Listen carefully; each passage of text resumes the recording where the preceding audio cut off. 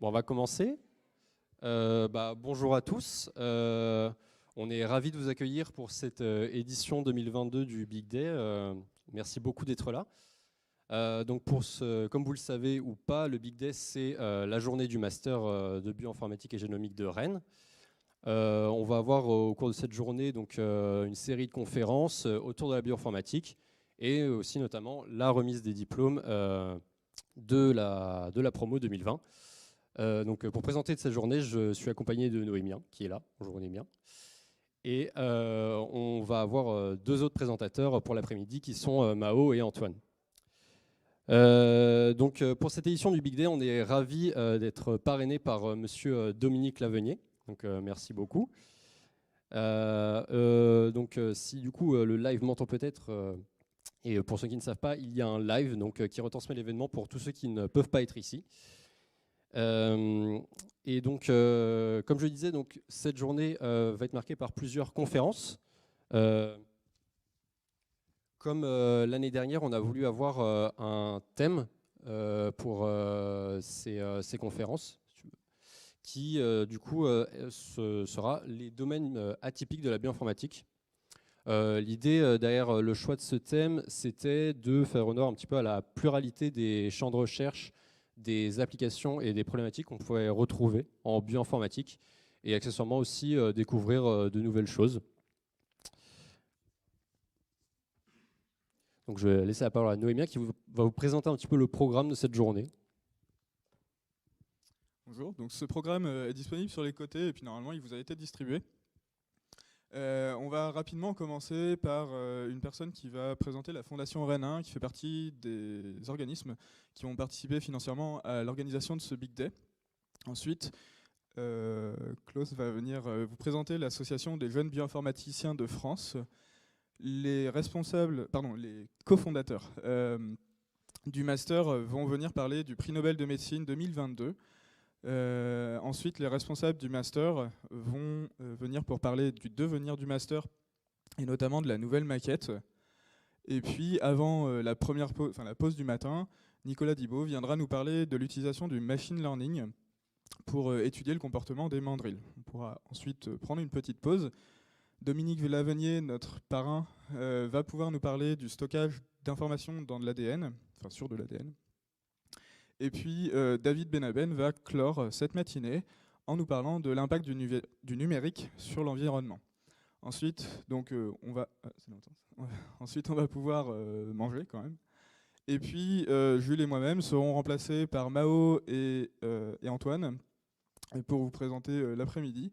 Donc il y aura d'abord des jeux pour entamer cet après-midi et puis digérer un petit peu. Ensuite, Frédéric Hubler va nous parler de l'annotation génomique et de biocuration. Et Yann Chauvory va nous parler de l'utilisation de la bioinformatique et de l'intelligence artificielle dans la police scientifique. Après quoi, il y aura une pause goûter et puis la remise des diplômes des étudiants de l'année dernière. Tout de suite, nous allons accueillir Myriam Ravalli-Guillet, représentante de la Fondation Rennes 1, qui est un des organismes qui aide financièrement l'événement. Donc merci à eux. Et du coup, je vais vous laisser la parole. Je vais essayer d'avoir autant de souffle que vous, parce que j'ai vu que tous les ballons qui ont été gonflés nécessitent beaucoup de souffle. Donc, bravo déjà pour ça. Donc, ravie d'être ici. Je ne sais pas combien d'entre vous connaissent la Fondation Rennes 1. Donc, c'est une fondation universitaire qui existe depuis 2010. Et nous avons à cœur, effectivement, de soutenir les projets étudiants. Le Big Day, je crois que c'est une journée que nous soutenons depuis un certain nombre d'années. Nous y revenons chaque année. Cette journée, je pense, correspond tout à fait à l'objectif de la Fondation. La Fondation, c'est favoriser le rapprochement entre le monde économique et le monde académique pour favoriser l'innovation, le développement socio-économique du territoire. Alors pourquoi cette journée nous intéresse ? Parce que vous vous interrogez aussi sur votre avenir, sur les possibles au travers de votre master. Donc c'est forcément intéressant et donc voilà, forcément nous soutenons cela. Donc la Fondation Rennes 1, elle a quatre axes d'intervention autour du renforcement de la recherche. Alors une partie d'entre vous sans doute se destine aussi à poursuivre à travers un doctorat. Donc sachez que nous soutenons aussi la recherche à travers des chaires pour les enseignants-chercheurs sur des thématiques d'enjeux sociétaux. On va ouvrir début décembre notre 18e chaire de recherche et de formation. On soutient évidemment le doctorat, déjà en lui donnant de la visibilité. Chaque année, on édite par exemple un livret de l'ensemble des thèses soutenues au sein de notre université. Donc c'est un point important qui permet aux entreprises de mieux connaître ce diplôme et de mieux connaître les différents aspects, différentes recherches qui sont menées au sein de notre université. On délivre également des prix de thèse et peut-être un certain nombre pourraient postuler. Je fais court sur ce sujet-là. Un autre axe d'intervention, c'est le développement à l'international, l'internationalisation, donc à travers des bourses de mobilité et de l'accueil, des allocations d'accueil pour des étudiants internationaux qui voudraient poursuivre leur formation au sein de notre université. Troisième axe d'intervention, c'est la solidarité. Vous le savez, ces dernières années ont été compliquées pour un certain nombre d'entre vous, un certain nombre des étudiants. L'université, Rennes, c'est 30 000 étudiants, donc nécessité évidemment d'être à vos côtés pour pouvoir vous aider. Nos mécènes se sont mobilisés, notamment par des dons en nature. Mais pas que. Donc cette année, on a mis un focus particulier sur des actions au bénéfice des étudiants et des chercheurs réfugiés. C'est une année particulière. Voilà. Et chaque année, on essaye d'aller sur une thématique, on va dire, de solidarité. Enfin, le dernier axe, c'est celui de l'insertion professionnelle. Et c'est vraiment dans cet axe-là que se situe notre soutien. Il nous apparaît effectivement important de soutenir l'ensemble des actions qui sont faites soit par les composantes, soit par les étudiants et qui vont viser à mieux faire connaître le monde de l'entreprise, mettre en relation les étudiants avec différents métiers au sein de l'entreprise ou simplement réfléchir sur son avenir. C'est vraiment... Voilà, donc ça peut prendre différentes formes, des parrainages, des tables rondes, des conférences comme ici, des forums de métiers que l'on soutient. Ça nous paraît important. Donc, vous dire autrement que la Fondation, elle est entièrement financée par du mécénat privé. Donc, il n'y a pas d'argent public dans cette fondation. Ça veut dire que l'écosystème, le monde économique du territoire croit en nous, en notre université, croit en vous. Et je pense que c'est un message important aussi à vous délivrer. Nous sommes soutenus par l'ensemble du territoire, que ce soit des collectivités, Rennes Métropole, la région, mais également beaucoup d'entreprises qui croient en l'avenir de l'enseignement supérieur et de la recherche. Voilà, écoutez, je vais vous souhaiter une belle journée et je vais vous prier de m'excuser parce que j'ai une autre intervention à suivre dans un autre master qui organise également sa journée. Donc, de bons travaux et profitez bien de cette journée. Et une bonne remise des diplômes. Au revoir. On va pouvoir maintenant accueillir Klaus von Kravenstein, en espérant ne pas avoir écorché son nom. Pour nous parler de l'association des jeunes bioinformaticiens de France, ou l'association JEBIF. Bonjour à tous, je suis là pour vous présenter l'association RGS France JEBIF, ou l'association des jeunes bioinformaticiens de France. Alors qu'est-ce que c'est ? C'est une association qui est là pour vous soutenir, vous les jeunes bioinformaticiens, que vous soyez étudiants ou alors jeunes chercheurs ou doctorants. On est composé actuellement de 93 membres et à part plus ou moins égal donc de jeunes chercheurs, ingénieurs, doctorants, étudiants. Et nous avons un CA en cours d'élection avec 6 candidats. Nous avons plusieurs objectifs que nous voulons accomplir en tant qu'association. C'est de structurer et dynamiser la génération montante que vous êtes des bioinformaticiens français. Encourager des partenariats entre les membres. Par exemple, vous avez besoin d'aide, nous allons aider ces interactions ensemble. Et aussi encourager des synergies à la fois locales et nationales, promouvoir la communauté bioinformatique qui n'est pas assez connue du grand public et des fois ne voit que le côté biologie ou informatique auprès des instituts publics ou privés. Aussi de promouvoir et vulgariser l'art bioinformatique auprès des grands et des jeunes du grand public.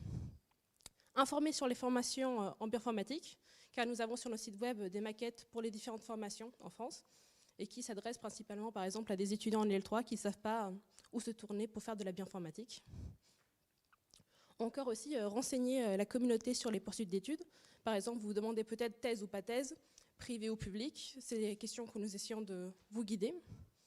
Et aussi d'ouvrir à l'international la bioinformatique française. Et le RCSG de notre nom, il vient de là parce que nous faisons partie du Research Council, du ICBF, qui est l'Institut Internationalized Societies of Computational Biology, qui est très grand, c'est mondial, avec 26 RGG de nos jours. Et nous organisons des événements, par exemple les tables rondes, où nous intervenons dans des masters et nous faisons venir des professionnels de la bioinformatique pour parler avec les étudiants, pour parler de leur poursuite d'études, parler le monde de l'emploi en général.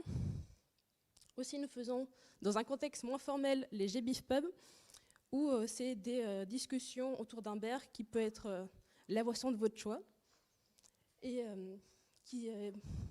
avec des petits jeux aussi des fois, et à travers toutes les villes de France. Et ça, c'est particulier cet événement, c'est qu'il y a l'initiative des adhérents de l'association. Vous avez juste à nous contacter, choisir un bar, et nous allons promouvoir l'événement. Vous avez juste après à venir au bar et accueillir les personnes qui viendront. Les TOBI, qui sont les tables rondes ouvertes de la bioinformatique, qui sont un peu moins formelles que les tables rondes des masters, où un professionnel de la bioinformatique va venir dans un bar parler de son parcours, de ses choix de vie, pourquoi la bioinformatique, et aussi ses recherches, dont nos deux derniers intervenants étant Sylvain Soliman et Christophe Vacavin. Un autre événement que nous proposons, c'est le workshop à Jobim, qui est une journée satellite à l'événement qui est Jobim. Et on est là présent depuis 2009, tous les ans. Et nous organisons des présentations, des keynotes, qui servent pas mal de temps comme un entraînement aux premiers posters et présentations qu'il y aura à la Jobim pour les doctorants. Aussi, nous faisons partie des bioinformations. Les bioinformations, c'est une newsletter trimestrielle sur les actualités bioinfo, avec les groupes Bioinfo FR, CNRS, GDR BIM et la Société française de bioinformatique. Petit passage, je vous invite à écrire des articles pour Bioinfo FR qui sont toujours en besoin, et ça fait vivre le site et connaître la bioinfo. Aussi, nous proposons des fois de la vulgarisation scientifique, d'un côté pour les petits à la fête de la science, pas mal d'années, dont nous avons par exemple un stand avec un nounours et un jeu interactif pour faire apprendre aux petits qu'est-ce que c'est la bioinformatique et du génotypage, et ce genre de choses. Pour les plus grands, en vulgarisation, nous participons souvent à Pint of Science, qui est un festival international où différents chercheurs vont se retrouver dans des lieux publics, des bars ou des cafés, pour présenter leurs recherches. Et je vous invite à nous rejoindre, parce que l'adhésion à GBIF est gratuite, et on est là pour vous accueillir. Et je vous invite aussi à nous suivre sur nos différents réseaux, que ce soit Twitter, Facebook, LinkedIn, mais principalement le Discord, qui permet pas mal de faire interagir entre les différents membres. Et aussi, des fois, nous organisons des soirées de jeux, ou encore, l'année dernière, on a eu des soirées pour discuter la poursuite en thèse ou non. Donc voilà.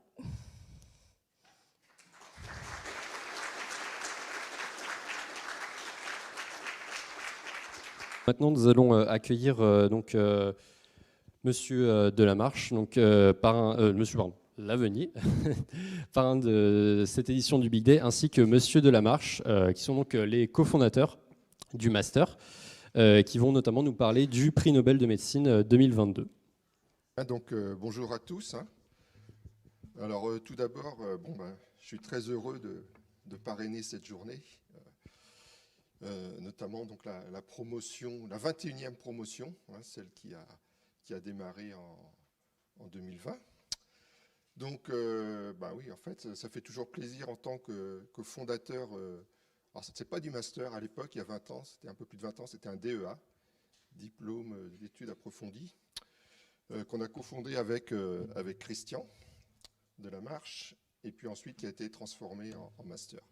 Donc c'est toujours, ça fait toujours plaisir de voir que 20 ans après, hein, un peu plus de 20 ans, on a commencé à 12, on était 12 étudiants, enfin ils étaient 12 étudiants au départ, et puis quand je vois l'Assemblée aujourd'hui, ça fait vraiment plaisir de voir qu'il y a un relais qui a été pris et que ce travail-là a pris de l'ampleur. Donc aujourd'hui, donc la thématique, c'est les domaines atypiques de la bioinformatique. Alors, moi je vous parlerai tout à l'heure de comment on peut stocker de l'information sur des molécules d'ADN. Et puis il y a un domaine un petit peu connexe qui est le DNA computing. Donc, puisque j'ai la parole, hein, là je vais, en fait, en un peu moins de 10 minutes maintenant, essayer donc d'introduire ce domaine-là, qui sera en fait un lien avec ce que je vais présenter tout à l'heure. Donc, d'abord, qu'est-ce que c'est ?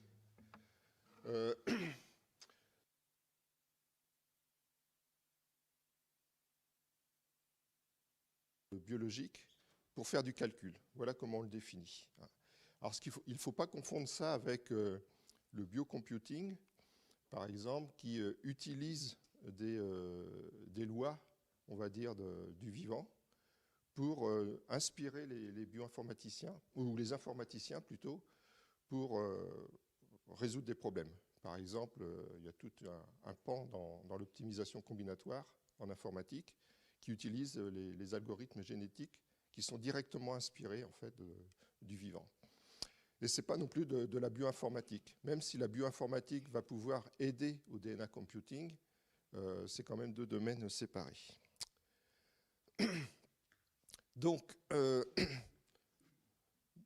pour faire du calcul avec, dans ce domaine-là, donc il nous faut d'abord du matériel. Hein. Donc le matériel, c'est essentiellement donc, les molécules. Alors, ici, j'ai marqué ADN, mais ça peut aussi bien être de l'ARN. Hein. C'est l'ADN en général. Et puis, un ensemble d'outils. Hein. Et les outils, c'est les outils de la biotechnologie, tels qu'on les connaît. Hein. Donc tout ce qui peut être hybridation, ligation, PCR, électrophorèse, séparation avec des billes, par exemple, et puis toute la panoplie d'enzymes qu'on a à notre disposition. Et avec tous ces outils-là, on va manipuler donc l'ADN pour essayer de faire du calcul. Alors, on ne peut pas parler de DNA computing sans faire référence à une première expérimentation qui a été faite donc, en 1994. Donc, monsieur Adelman, ici, s'est posé le problème de résoudre donc le problème de la recherche d'un chemin dans un graphe, un chemin hamiltonien. Donc, pour les informaticiens, qu'est-ce que c'est ? C'est on a un graphe et on veut trouver donc un parcours de ce graphe où on ne passe qu'une seule fois par tous les points. Est-ce que ce chemin-là est possible ? Donc, typiquement, dans la vie de tous les jours, c'est le problème du voyageur de commerce qui va avoir un certain nombre de villes à visiter. Il va vouloir en fait optimiser son trajet pour ne visiter en fait toutes les villes qu'une seule fois, sans repasser plusieurs fois par la même ville. Donc, je vous ai donné un exemple de chemin hamiltonien.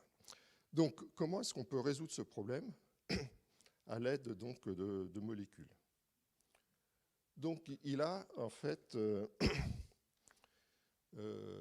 implémenté le problème de la manière suivante, c'est-à-dire que tous les nœuds du graphe, il les a codés, on va dire un petit peu de manière aléatoire, hein, par une séquence d'ADN de 20 nucléotides.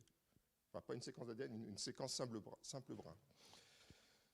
Donc là, sur l'exemple, il y a un graphe à 4 sommets, donc V1, V2, V3, V4. Donc chaque graphe, en fait, enfin chaque nœud du graphe va être, on va faire correspondre un oligonucléotide. Et puis on va maintenant, comment dire, traduire les arcs entre deux sommets de la manière suivante. Si par exemple si on a un arc entre le sommet 4 et le sommet 1, on va prendre donc les deux oligonucléotides des sommets 4 et 1, et puis on va former une autre molécule avec le préfixe de 4, le suffixe de 4 et le préfixe de 1, comme c'est indiqué au tableau. D'accord ? Donc on voit que lorsqu'on va mettre tout ça, toutes les molécules, dans une même soupe, on va avoir le phénomène d'hybridation qui va pouvoir, en quelque sorte, connecter les villes V1, enfin V4 et V1.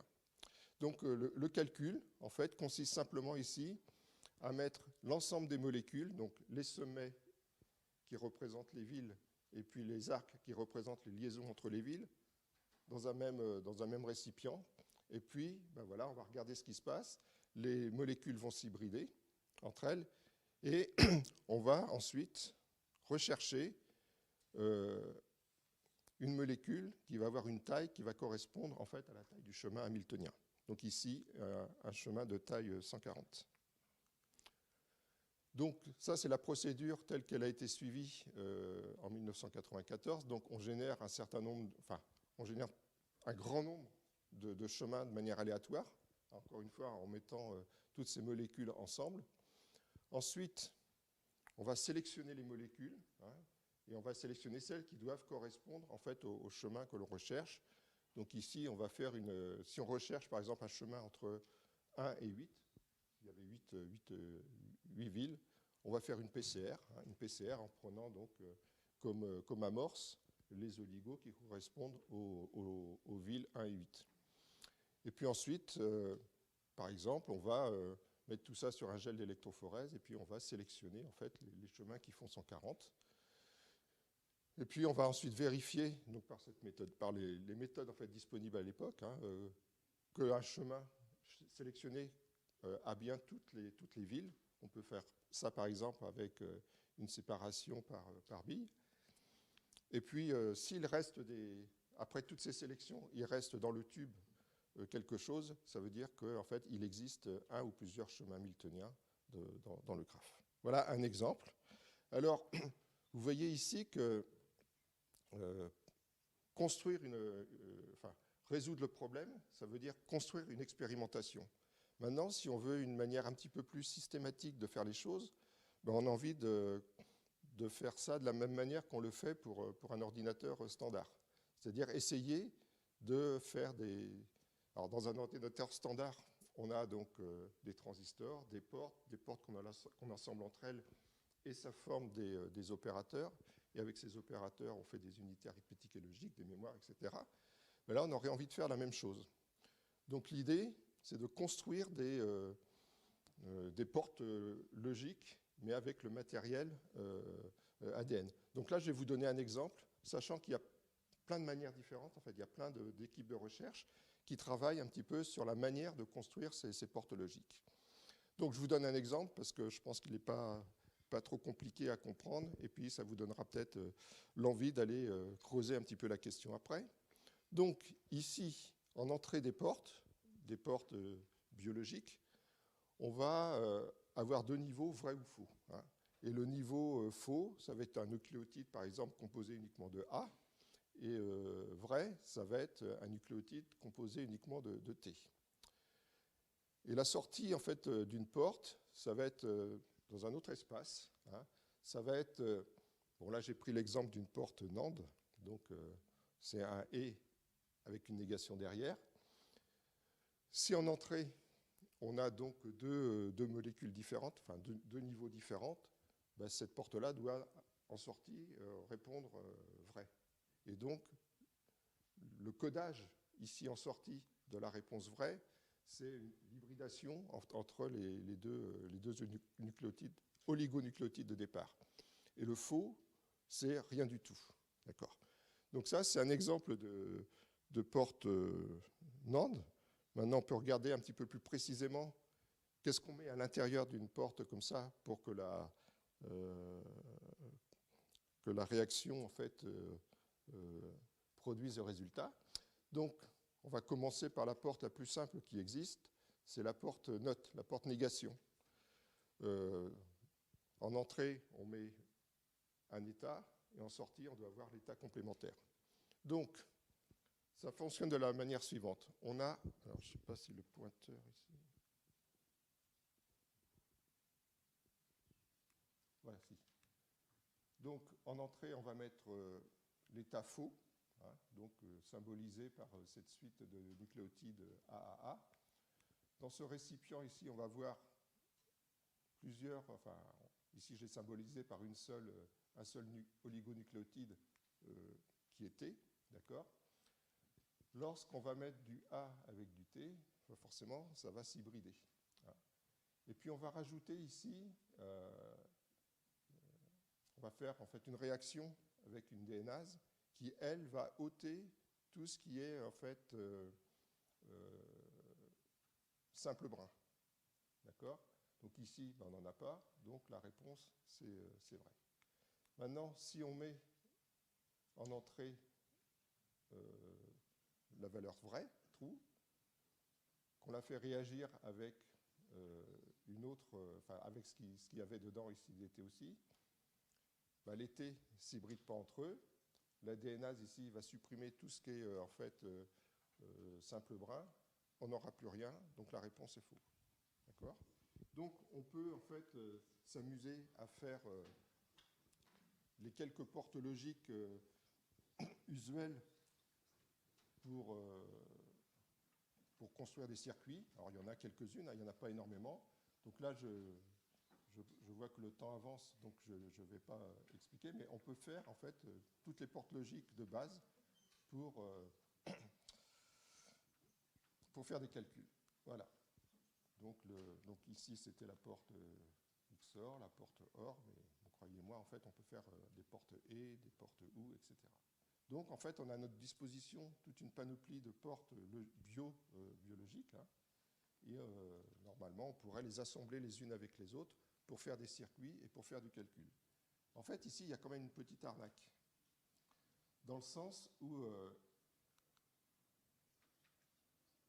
comment dire, en entrée, on a une certaine implémentation des signaux logiques, vrai-faux, et en sortie, en fait, on a une autre implémentation des circuits, enfin des valeurs vraies ou fausses. Et donc, connecter des portes comme ça les unes avec les autres, ça ne va pas être possible. Il va falloir restaurer le niveau, c'est-à-dire que la valeur vraie ici, qui était symbolisée en sortie par une hybridation, il va falloir la retransformer en un oligo TTT. Et puis l'absence en fait de valeur ici, on devrait le retransformer en un oligo faux. Voilà. Donc la question c'est qu'est-ce qu'on met dans ces boîtes-là ici pour restaurer le signal. Et vous comprenez bien que si on arrive en fait à trouver ici quelque chose qui restitue les mêmes valeurs qu'on peut avoir en entrée, on aura gagné et on pourra donc interconnecter des portes comme ça les unes avec les autres. Alors ce qu'il faut mettre dans les boîtes ici, je n'ai pas la réponse, hein, et je vous laisse ça comme exercice pour l'année prochaine, et puis je ramasserai les copies l'année prochaine. Voilà. Donc, voilà, je vous ai juste introduit le domaine. Donc tout à l'heure, on va voir plus en détail comment on stocke l'information sur ADN.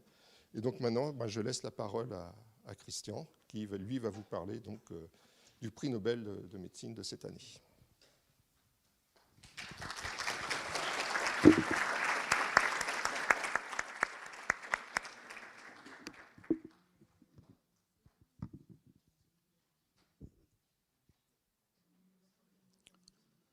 Alors, bonjour à tous, merci pour cette invitation. Dominique a fait une introduction pour vous expliquer un petit peu les choses qui ont commencé il y a 21-22 ans. Et puis régulièrement, nous sommes invités, c'est un plaisir de venir vous transmettre quelques informations. Lorsqu'on m'a proposé ce thème, les domaines atypiques de la bioinformatique, moi je suis biologiste de formation, j'ai eu du mal à trouver un thème jusqu'à ce que je me rappelle qu'il y a quelques semaines, le prix Nobel de médecine physiologie a été décerné et c'est ce qui me permet aujourd'hui de vous parler de ce prix Nobel et du thème général qui est la paléontologie au service donc, de la médecine du futur. Ça paraît tout à fait opposé l'un à l'autre, c'est volontaire. Et on va donc parler de ce thème, qui est, là, je peux dire, je pense que c'est vraiment atypique. Alors justement, le prix Nobel de médecine a été attribué à Svante Pääbo. C'est un chercheur suédois c'est celui qui est à droite. Donc c'est un chercheur suédois et il a été récompensé pour ses découvertes concernant les génomes des hominidés disparus et ses travaux sur l'évolution humaine. C'est un chercheur absolument très connu dans son domaine, c'est l'un des chercheurs du domaine. Voici un petit graphique pour vous présenter le nombre de publications de ce chercheur, où il apparaît quasiment 300 fois en tant qu'auteur dans des publications. Et on y voit même des années où il va publier jusqu'à 20 articles par an. Ceux qui sont éventuellement en thèse et qui sont là dans la salle comprendront vite que faire un tel travail, ça nécessite beaucoup de collaboration.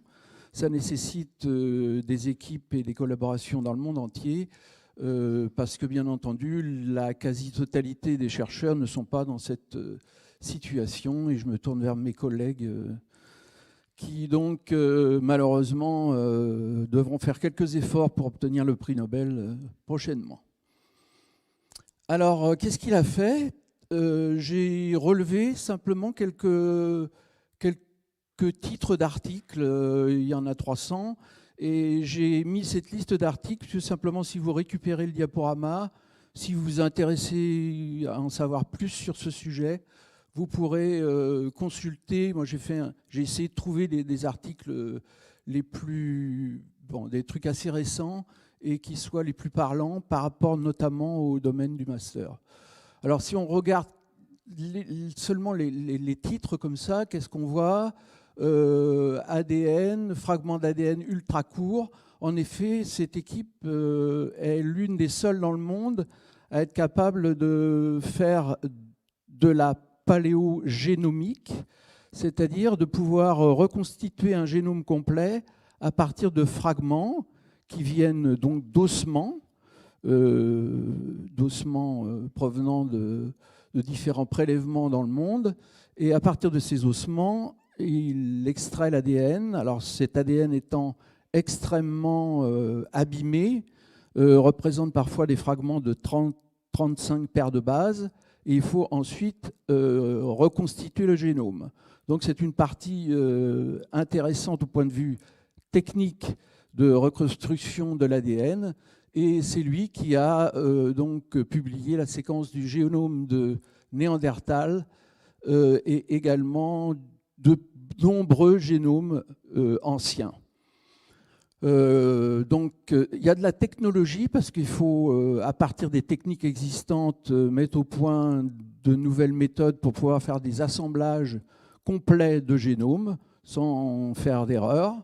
Il faut pouvoir faire attention à la contamination parce que des échantillons qui ont plusieurs dizaines de milliers d'années d'ancienneté sont dégradés et pollués par tout ce qui s'est passé dans l'environnement pendant ces milliers d'années. Donc, vous retrouvez donc également donc des termes qui tournent tous au niveau donc des ADN anciens et de l'histoire, donc en particulier de l'histoire de l'Europe au temps préhistorique. Alors, qu'est-ce qu'on trouve dans ces papiers? J'ai fait quelques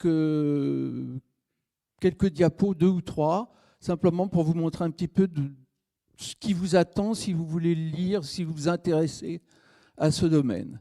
Voici un des articles où on peut voir un petit peu le travail qui a été réalisé. Donc je vous explique un peu la légende qui doit être plus détaillée dessous. Il bénéficie d'abord de prélèvements. Donc il y a des paléontologues qui travaillent pour découvrir des ossements anciens et faire des prélèvements.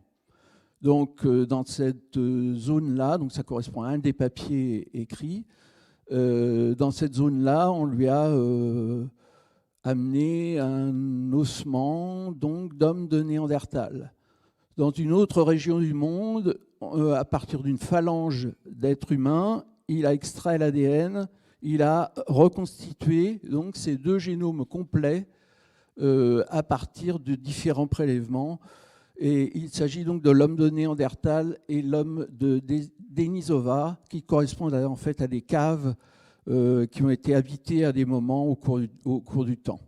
Et il en a extrait cet arbre simplifié qui montre la descendance des génomes.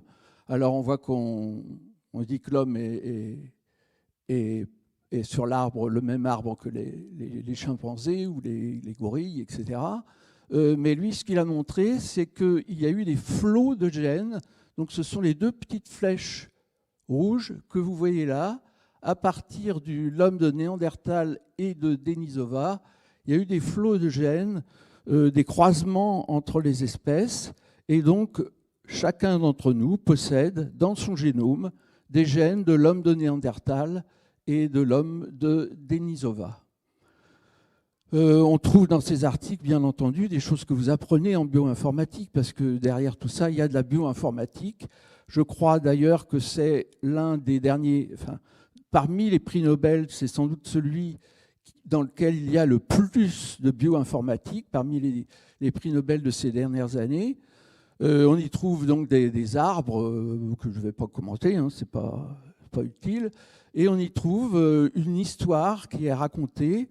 Alors, il y a quelques années, lorsque j'enseignais, je faisais quelque chose un peu dans le genre. J'avais un TP qui ressemblait un tout petit peu à ça, hein, pour montrer le type de travail qui se fait actuellement. Ça se résume de la façon suivante. L'Homo sapiens est sorti d'Afrique par ce chemin, alors qu'en fait, le monde était déjà colonisé, enfin une partie du monde, l'Europe et l'Asie étaient déjà colonisées anciennement par l'homme de Néandertal et Denisova. Donc, leurs chemins se sont croisés à peu près dans cette région. Ce sont les endroits où on trouve les caves dans lesquelles il y a des squelettes de différentes époques. Et il a montré, avec tous ses collaborateurs bien entendu, que les génomes des Européens possédaient à peu près 1 à 2% d'ADN de Néandertal, et qu'au contraire, donc, il y a eu des migrations vers l'Asie où l'Homo sapiens a rencontré Denisova, et là aussi, donc, il y a eu des échanges de gènes, et entre 1 et 6% d'ADN dans les génomes donc des populations qui vivent dans ces régions. Donc tous ces travaux, évidemment, se sont prolongés au cours du temps. Ça commence il y a déjà peut-être au moins 20 ans. Et donc Pebo a été récompensé pour l'ensemble de ses travaux. Bon, ok, très bien. Je pense que c'était attendu depuis plusieurs années que ce chercheur brillant puisse être récompensé par le prix Nobel. Mais certains d'entre vous doivent se poser la question, pourquoi le prix Nobel de médecine ? Quel est le lien entre la paléontologie, la paléogénomique et la médecine du futur? Alors, vous avez peut-être des idées, à vous d'y réfléchir.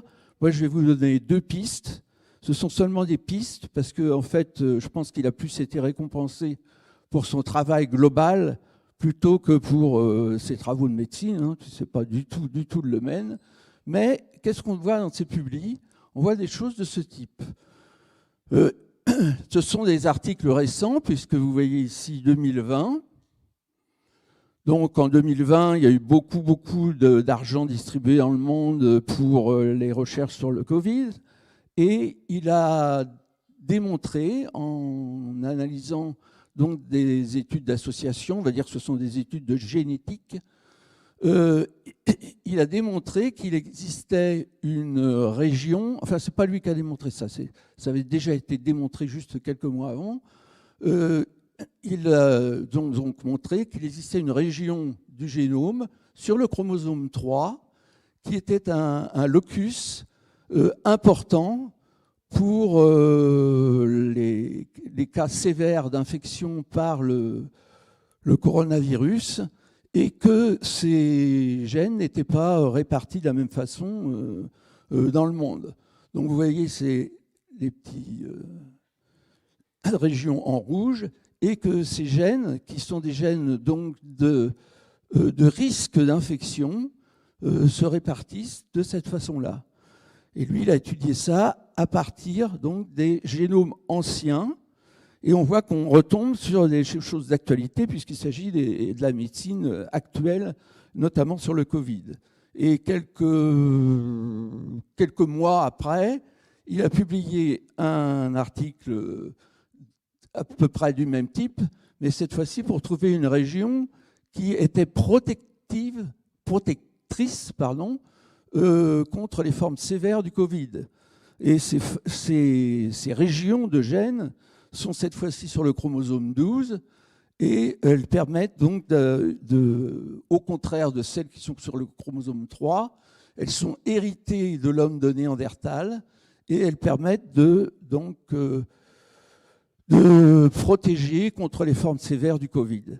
Donc vous voyez que là, on se rapproche beaucoup de la médecine du futur, qui permet de savoir d'abord, quand il y a des pandémies, de savoir quelles sont les populations qui peuvent être touchées en premier, quels sont les gènes qui peuvent être à rechercher et les mutations dans ces gènes, puisqu'il a également repéré des mutations ponctuelles qui font que ces individus qui possèdent cette région peuvent avoir des mutations. Ces mutations sont en cours de repérage. Donc vous voyez qu'il y a un lien direct entre finalement la paléogénomique et ce qui a été fait ici. Alors, je suis toujours dans les temps. En fait, j'ai choisi une dernière diapo parce que je me suis dit, mais bon, on est en train de parler de bioinformatique.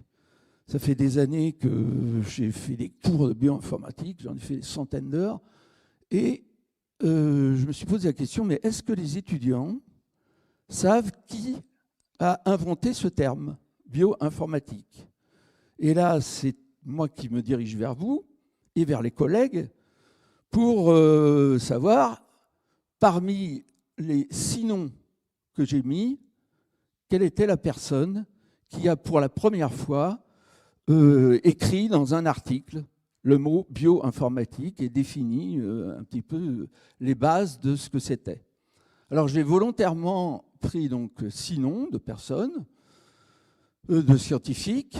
Je vous ai mis seulement l'année de naissance pour que vous puissiez en grosso modo vous repérer.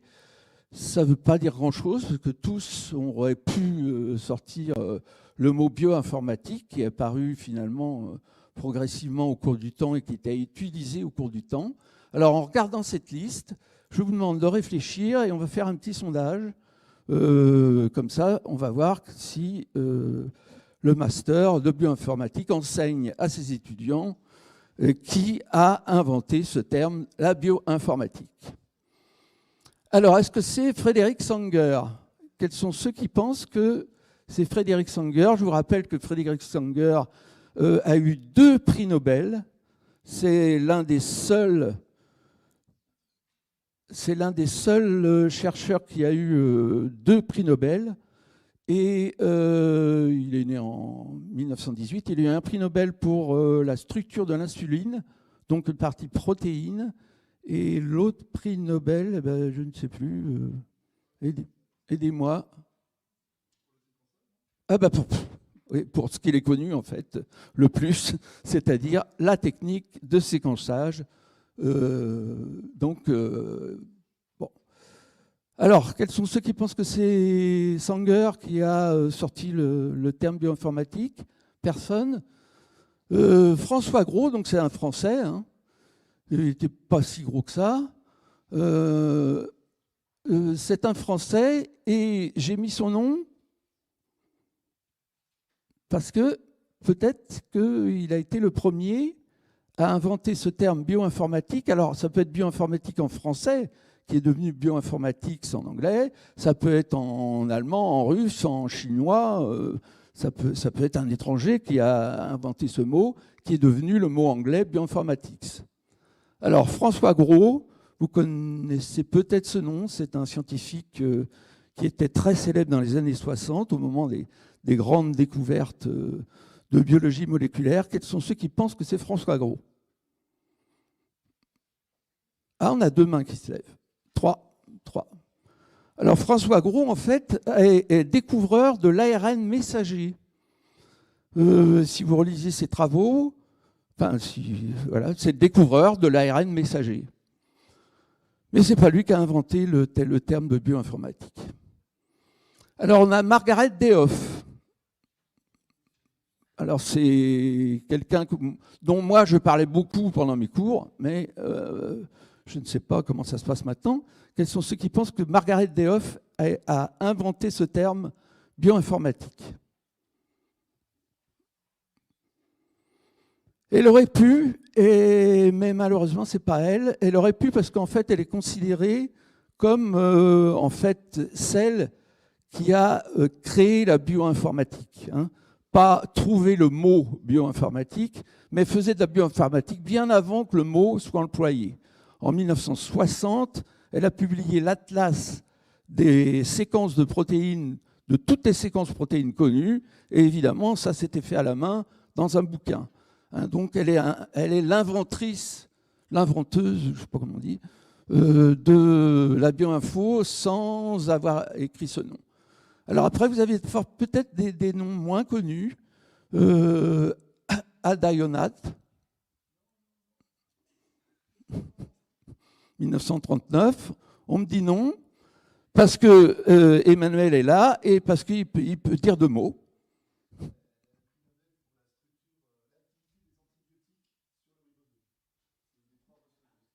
Voilà, donc avec d'autres collègues que Manu connaît. Donc c'est un prix Nobel aussi, mais ce n'est pas l'inventrice du mot. Pauline Högeveg, chercheuse suédoise, née en 1943. Marquez, on y arrive, hein, plus on va aller dans le bas de la liste, plus il y a des chances que ça se révèle. J'aurais dû mettre les trucs dans le désordre. Alors, il y a une main qui se lève, il y a 2 mains qui se lèvent, il y a 3 mains qui se lèvent, quelques-unes se lèvent. Et effectivement, c'est elle, avec un autre chercheur, qui ont écrit pour la première fois, et dans un document scientifique qui fait à peu près 1 page, en allemand, donc c'est Bioinformatica, qui ont écrit ce terme et qui en ont défini les grandes lignes que eux pensaient à l'époque en fonction de ce qu'ils faisaient. Alors ce texte est assez difficile à trouver. Si vraiment vous voulez ce texte d'1 page, vous pouvez me laisser votre adresse mail et je vous l'enverrai. Parce qu'il est vraiment difficile à trouver. Et Amos Berock, ben non, c'est pas lui. Amos Berock, c'est celui qui a créé la base de données SwissProt, qui a donné ensuite d'autres noms de bases de données et qui est célèbre par ce type de découverte. Donc voilà la réponse qu'il fallait donner. Je crois que le temps que j'avais, je l'ai largement dépassé et je vais rendre le micro à qui voudra bien l'attraper.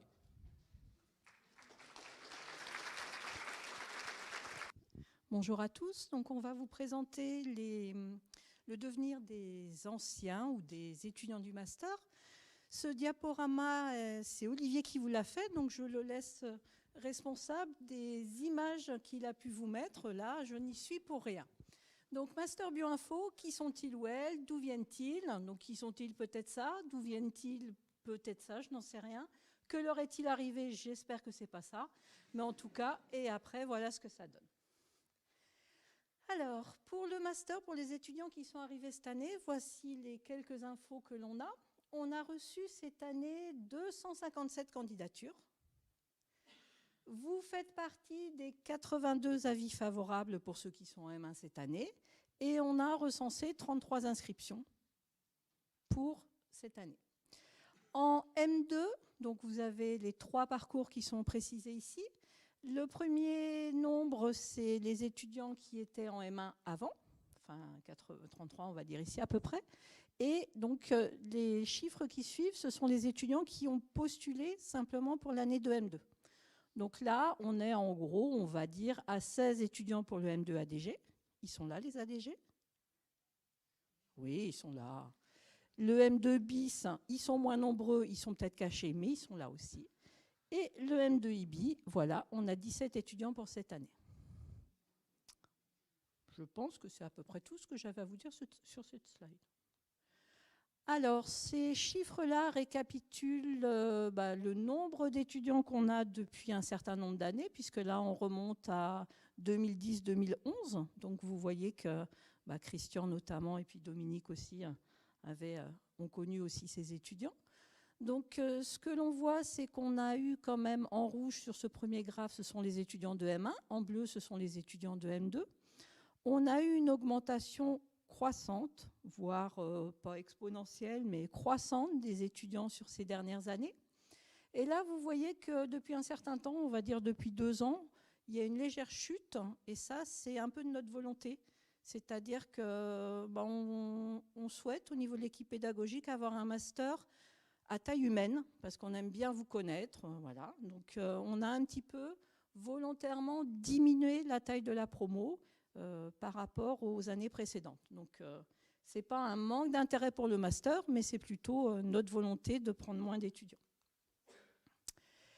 Ça, c'est la parité. C'est pareil, on est assez attaché à la parité dans le master. Alors, on ne fait pas exprès. Un bon dossier, qu'il soit un dossier de mâle ou de femelle, on va dire, est aussi bien accepté. Mais on se rend compte, en fait, que la parité est relativement bien respectée. Sur les établissements d'origine, c'est pareil. Pour les étudiants de cette année, vous voyez que, alors, en fonction des années, ça dépend, bien sûr, ça va de 1/3 de Rennais sur la promo jusqu'à à peu près la moitié des étudiants qui viennent de Rennes. Mais vous voyez qu'on attire des étudiants d'un peu partout en France. Donc, le plus dur pour le moment, ce sont pour les étudiants qui viennent de Marseille parce qu'ils ont un peu du mal à s'acclimater. Mais ça va, on s'en tire relativement bien. Et bien sûr, on a aussi des étudiants qui viennent d'autres pays, notamment cette année, on accueille une étudiante dans le cadre d'un accord Erasmus+. Donc c'est toujours intéressant et enrichissant pour la promo d'avoir des étudiants qui viennent de l'étranger. Le domaine d'origine, là encore, vous avez des camemberts qui vous représentent sur les différentes années. Vous êtes quand même une majorité à avoir fait un cursus de biologie. Ça varie, on va dire, de la moitié aux 2/3 en fonction des années. Mais on est toujours très heureux d'accueillir des étudiants qui viennent de maths, parce que ça rend aussi intéressant, et puis vous communiquez entre vous, donc ça fait des choses assez exotiques et assez sympas. On a aussi des étudiants qui viennent d'info, donc là encore, les compétences sont partagées, et c'est super intéressant pour vous comme pour nous. Et on a toujours une petite proportion d'étudiants qui ont déjà fait un master avant, et puis qui ont un intérêt pour la bioinformatique pour obtenir une double compétence. Et on se rend compte que ces étudiants, c'est pareil, ça donne une mixité importante et ça enrichit la promo. Alors, celles et ceux qui seront bientôt diplômés Master 2 2022-2023. Voilà leur lieu de stage. Donc pour le moment, il y a 111 propositions reçues. Donc vous voyez que vous avez de quoi faire. C'est-à-dire que pour 38, on va dire, cette année étudiant en M2, si je me rappelle bien, il y a 111 propositions qui sont reçues. Il y a 4 stages qui sont confirmés à l'étranger, Canada, USA, Portugal, Danemark. Et vous voyez donc que vous pouvez aller vous faire plaisir si vous souhaitez faire un stage à l'étranger, que ce soit en M1 ou que ce soit en M2. Ça ne pose pas trop de soucis, depuis que le Covid est un peu plus calmé. Celles et ceux qui ont été diplômés promotion 2022, qu'est-ce qu'ils font? Eh bien voilà, leur lieu d'emploi. Donc vous voyez que les lieux d'emploi, on en a quand même qui sont attachés à la région Bretagne, enfin au sens large on va dire, et qui restent dans le coin. Mais vous voyez que de l'emploi, il y en a un peu partout. Et donc là encore, il ne faut pas vous laisser de limite. Et il faut y aller. Si on regarde un petit peu plus en détail ces étudiants, 36 étudiants diplômés, alors c'est Olivier qui fait les enquêtes, 5 n'ont pas répondu, c'est pas sympa. Ouais. 4 sont en recherche d'emploi, on n'a pas de reconversion professionnelle. Des années, c'est un étudiant qui souhaite se reconvertir ou obtenir une autre compétence. On a 2 poursuites d'études, alors ça ce sont souvent des étudiants qui sont en double cursus, notamment médecine ou vétérinaire là. On a 12 CDD, et là, vous voyez un peu les entreprises qui recrutent pour vous plus tard. On a 5 CDI, donc que ce soit dans le domaine privé, enfin en entreprise privée notamment, et Paris, Rennes, Strasbourg. Il y a 8 thèses en ce moment, donc ça veut dire que pour les thèses, c'est à peu près en général la moitié à un tiers des étudiants de la promo qui ont eu leur diplôme, qui souhaitent poursuivre en thèse, et très souvent, vous y arrivez.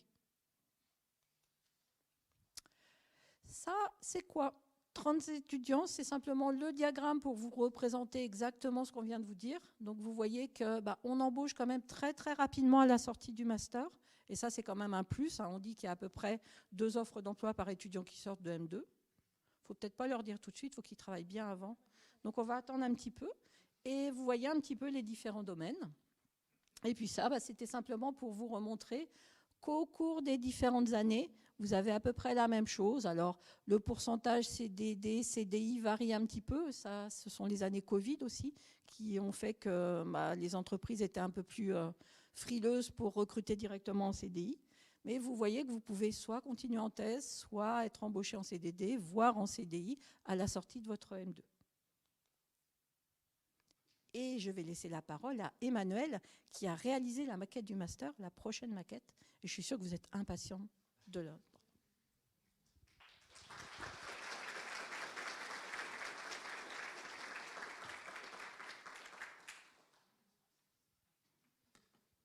Super, ça marche nickel.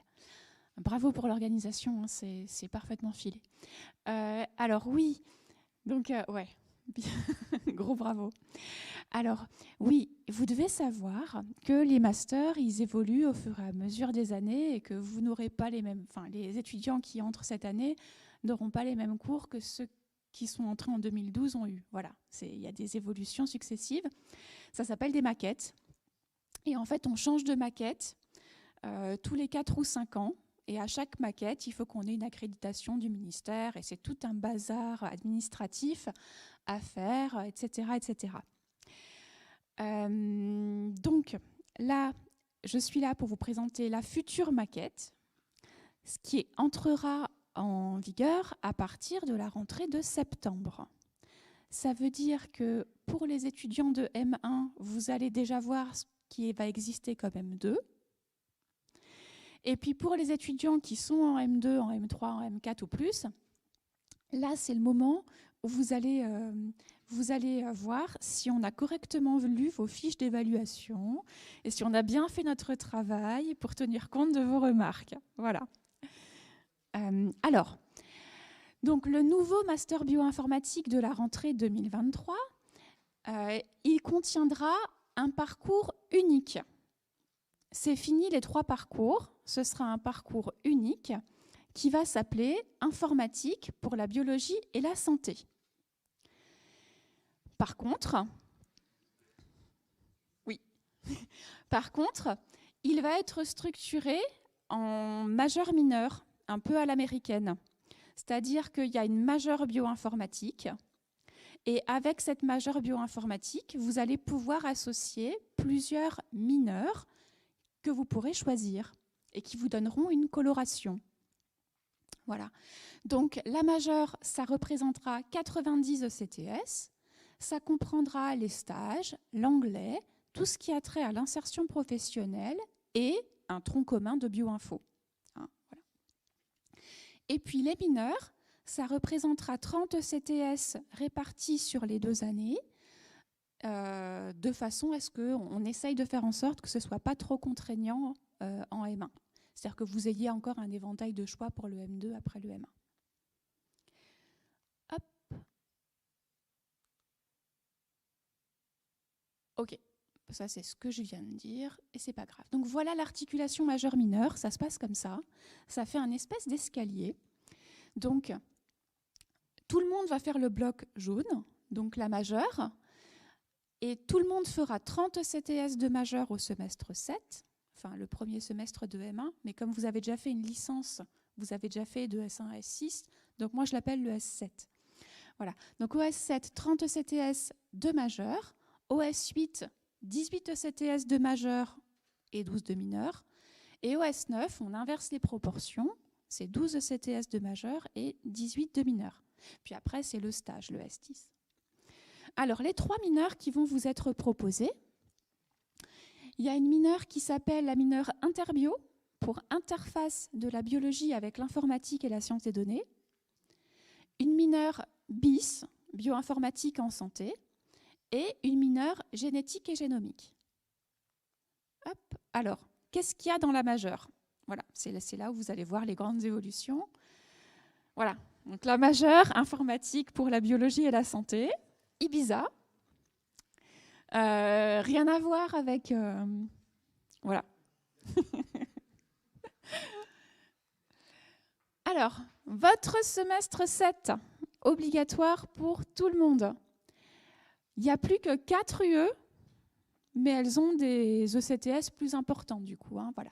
Donc, une première UE qui s'appelle « Préparer le master », qui contiendra un module bootcamp, un module rappel de statistiques et un module insertion professionnelle, qui est le module d'expression-communication que vous connaissez, qui sera un peu étoffé. Une deuxième UE qui est nouvelle et qui s'appelle, j'arrive pas à lire, R, données et visualisation. Oui, c'est vrai, ça fait RDV comme acronyme, j'étais contente. Voilà.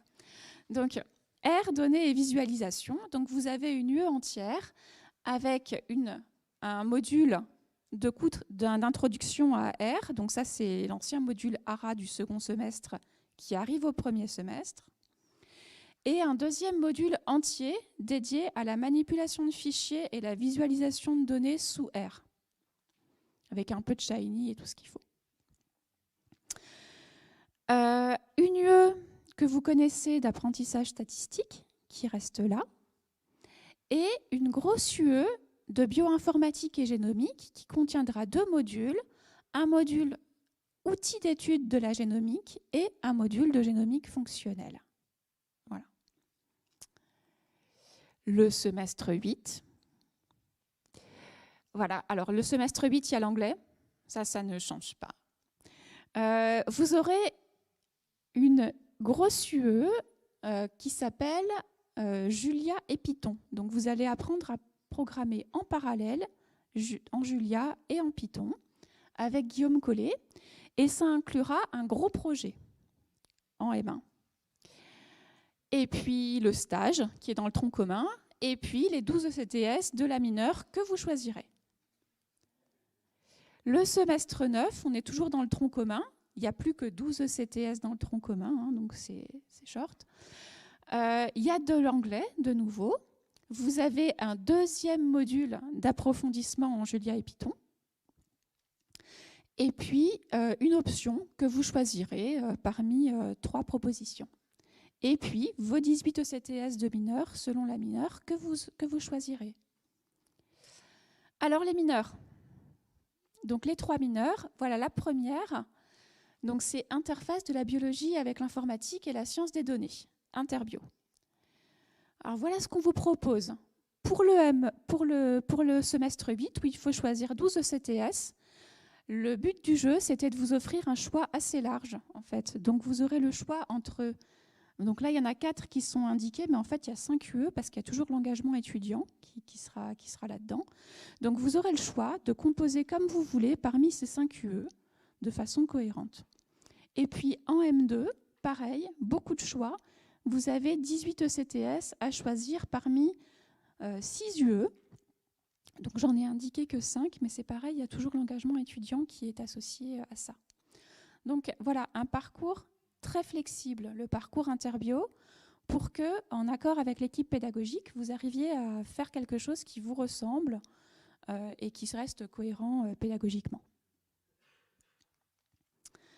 La mineure bioinformatique pour la santé, ça va ressembler... Alors, au niveau du M1, du single cell, un peu de dynamique et évolution des génomes pour 3 ECTS et de la bioinformatique structurale pour 6 ECTS.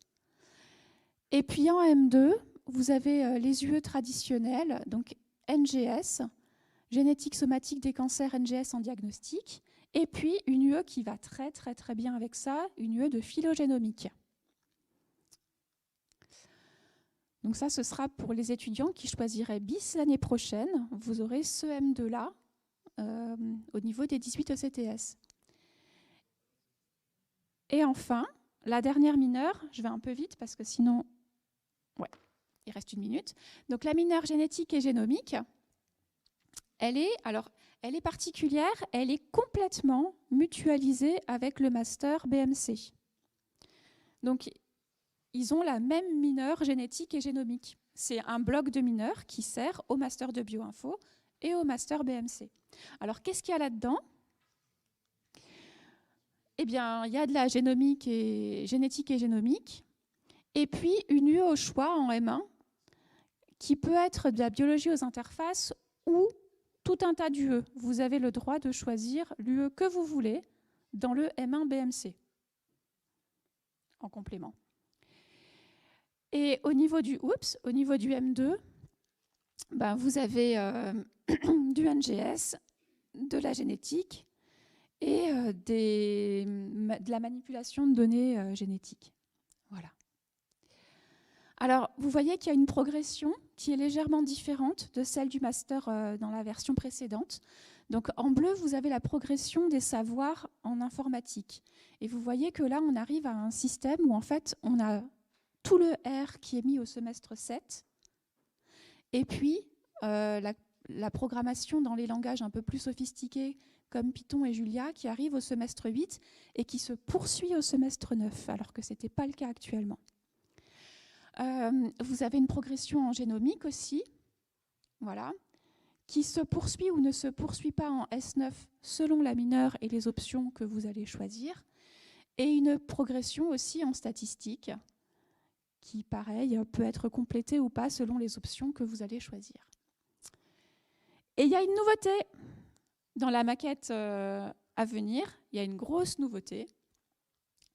C'est une mineure qui s'appelle CCB ou Cocobi. Je n'ai pas choisi. Si vous voulez, on peut voter tout à l'heure pour que vous nous aidiez à choisir.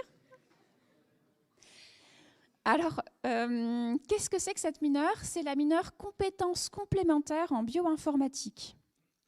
Alors, c'est une mineure un peu particulière, en fait, qui va faire des admissions directement au niveau M2, donc pour des personnes qui forcément ont soit déjà un niveau M2, mais assez fortement corrélé au master quand même, ou qui sont déjà chercheurs, ou qui sont déjà ingénieurs et qui travaillent déjà depuis quelques années, et qui veulent obtenir une petite compétence complémentaire en bioinfo. Donc des gens qui ont une compétence et qui veulent se former spécifiquement à la bioinfo. Donc eux, on les intégrerait dans la mineure Cocobi, et donc ils intégreraient directement le M2, ils auraient la majeure de M2, et en mineur, en fait, ben, tout simplement, si ça veut bien marcher, voilà, en mineur, en fait, en accord avec l'équipe pédagogique, on leur permettra de choisir dans les UE de M1 ou de M2. Mais pour eux, principalement, ce qui va leur manquer, c'est du M1. Donc en fait, voilà. Donc c'est des étudiants qui obtiendraient leur master de bioinformatique en une seule année, mais parce qu'ils ont déjà une formation préliminaire assez poussée dans un domaine connexe. Voilà, donc ça, c'est la grande nouveauté.